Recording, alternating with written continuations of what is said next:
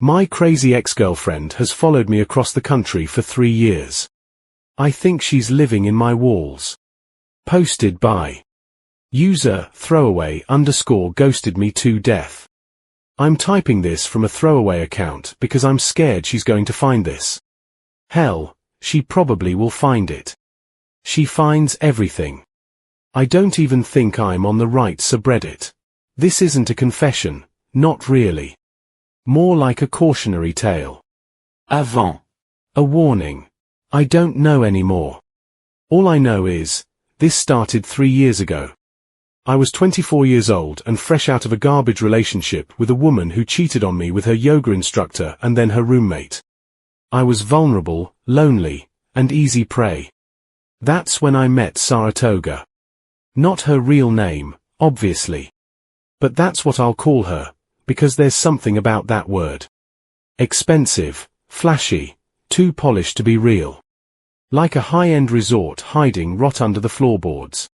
I met her at a bar in Portland. One of those exposed brick, too cool for music places. I was half drunk and complaining about the price of craft beer with my buddy when she appeared. And I mean that literally. One moment, my friend was mid-rant about hops, and the next, this woman was leaning over my shoulder, her lips so close to my ear I could feel the chill of her breath. "You're the one," she whispered. "I've seen you in my dreams." I thought it was a joke. A weird pick-up line. But when I turned, she was smiling at me. Wide and hungry. Like she knew something I didn't. And just like that, I was hooked on crazy.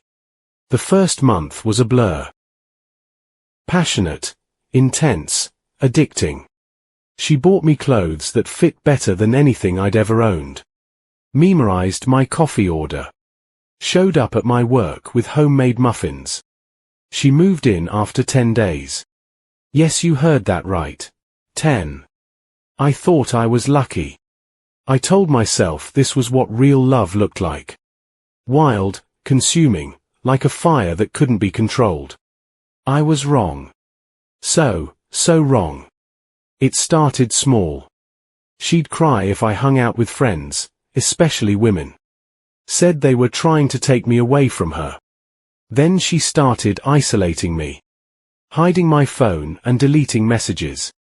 She'd get violent if I didn't answer her texts fast enough. I mean really violent.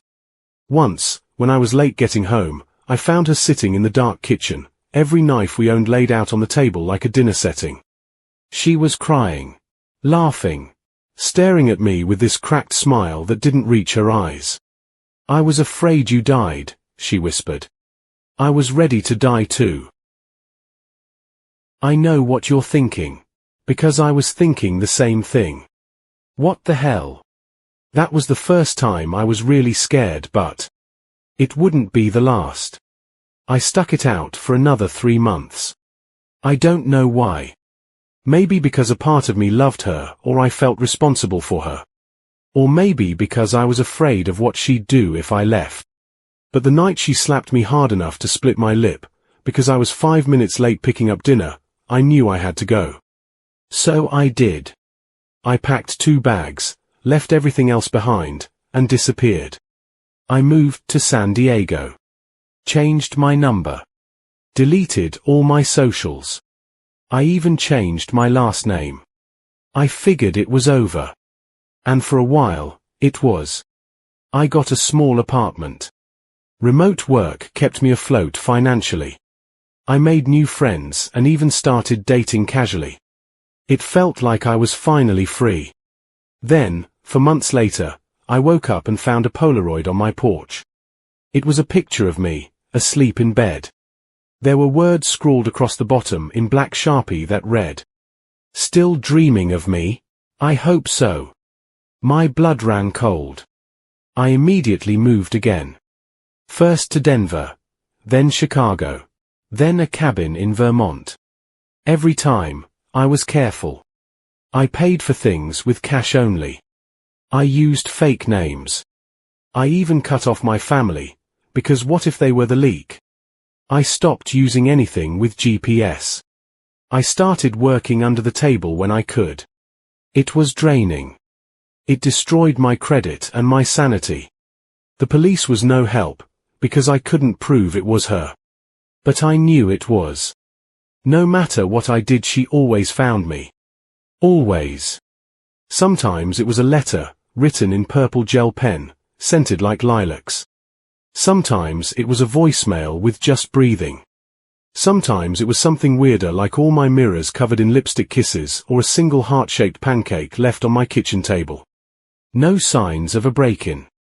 Nothing stolen. Just her presence.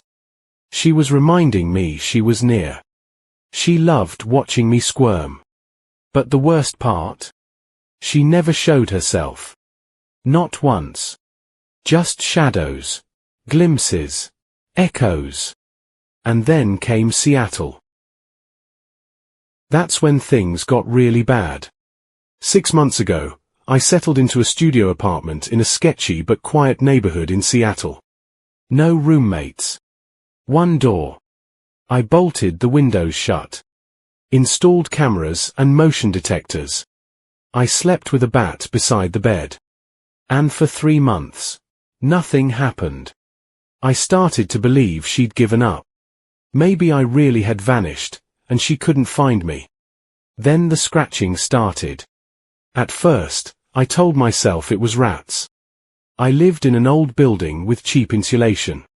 But the sound was too deliberate. Too human. Soft little scrapes in the wall, always around 3 a.m. Then came the whispering. My name. Giggling. And sometimes, this sing-song version of my name, like a child calling a pet. I set up a camera in my living room, pointed straight at my bed. The next morning, the footage was corrupted. Mostly static.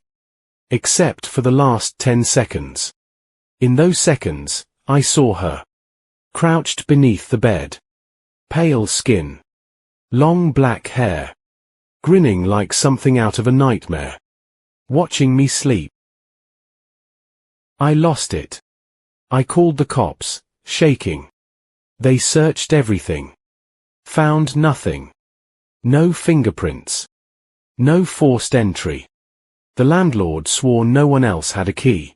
I showed them the video, but they said it was too dark and grainy for a positive ID.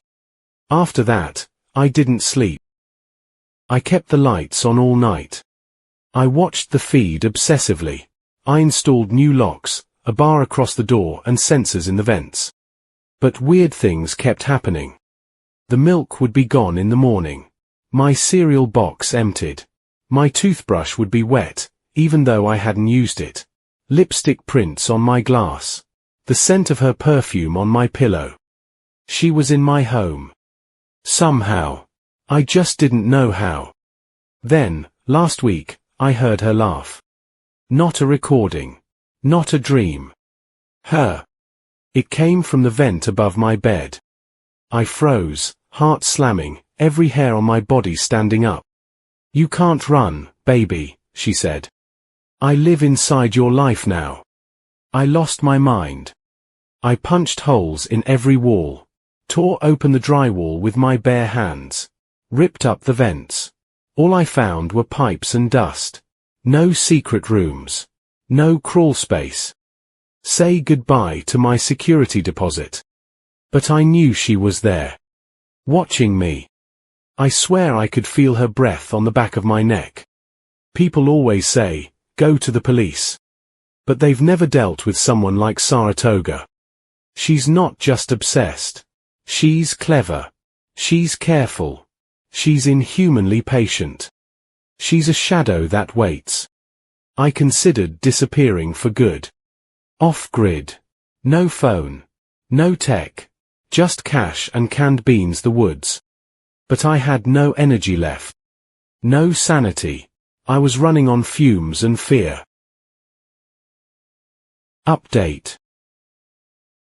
I think she's gone. It's been 4 months since I heard from Saratoga. After the whispering in the vents, I finally snapped.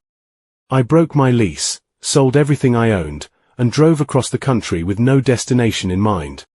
It had gotten so bad that I thought maybe she was reading my mind, and that's how she always knew where I was. So I remained directionless. I slept in my car for weeks. Changed burner phones 3 times. Bleached my hair. Got a terrible tattoo that says, "Do not follow." Don't ask why I go it. I just needed to feel like someone else. And then... silence. No Polaroids. No lipstick. No breathing voicemails. I landed in a tiny town in upstate New York. Quiet. Freezing. But peaceful. I got a job at a hardware store. Got a dog named Baxter. He's tiny and yappy and growls at every noise, which used to send me into a panic spiral. But now, it feels like protection. Like someone's watching my back. Last week, I got a message on my burner phone. It was 4 words. It read, "I found someone better." No number. No name. Just a text from the void. How the heck can someone even do that? At first, I thought I was going to throw up. I waited for something else. A picture. A package. A knock at the door. But nothing came. Then I did something stupid. I logged into an old, dead social media account. One I hadn't used since Portland. Someone had tagged me in a post. It was a photo. A man, probably mid-30s. Brown hair. Kind of looks like me. Standing beside Saratoga. She was holding his hand with both of hers like she was glued to him. She hadn't changed much. She was still pale. Still smiling. That same cracked, porcelain face I saw under my bed. The caption said, "You can't run from fate forever. But sometimes, fate changes her mind." I stared at the photo for a long time. Then I blocked the account. Smashed the phone. Tossed the SIM card into the river behind my apartment. I haven't heard from her since. Is it really over? I want to believe it is. I want to believe that she's really gone. That she found someone else to haunt. That the monster under my bed moved on to a new house. But some nights, I still wake up at 3:17 a.m. I still check the locks 3 times. I leave a pile of flour by the front door. Just to see. But there's never any footprints. But the silence feels too perfect. And when Baxter growls at the empty corner of the room, his hackles raised, teeth bared. I can't help but wonder. What if she's not haunting someone else? What if she's just resting? Waiting for me to forget?